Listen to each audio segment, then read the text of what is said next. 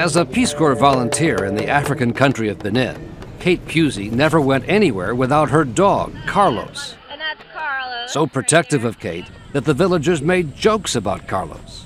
And they started calling him her husband. On the night she would be murdered, it was so hot that Kate decided to sleep on the outdoor porch of her house where she lived alone. The protective Carlos wouldn't stop barking at something. He was being restless and agitated, and so she let him off to go run. Police say that it was around midnight, with a bright moon illuminating the path, when a man with a knife sneaked up on Kate's house. There was no Carlos to guard her. She was asleep. She had earplugs in.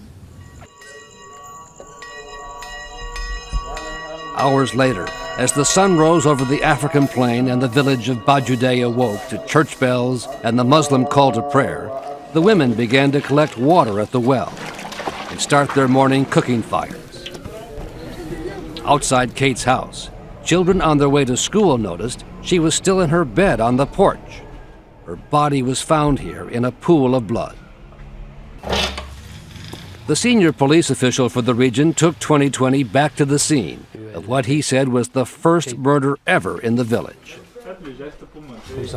Her throat was slit. They found her lying on her side.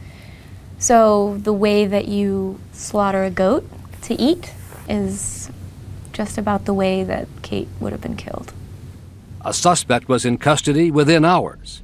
Constant Bio, the fellow teacher and Peace Corps employee who had just been fired, based on the email Kate wrote saying Bio had sexually assaulted students at her school.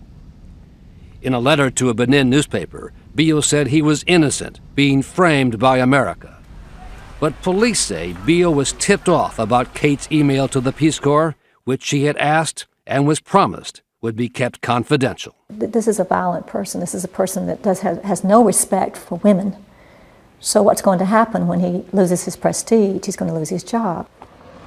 Police believe the leak came from the Peace Corps office in the capital, from the brother of Constant Bio, who worked there as a manager, something Kate had pointed out in her email. And she says very delicately in her email, you know, this is a sensitive situation because the man that I'm referring to is the brother. In the email, she says she understands what that means. Kate's family, including her brother David, is convinced the breach of confidentiality by the Peace Corps set Kate up to be murdered. It just seems very obvious that was the cause.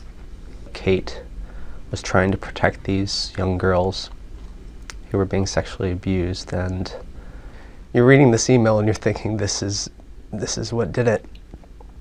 This was the key point that set off this catastrophic effect that would destroy our lives.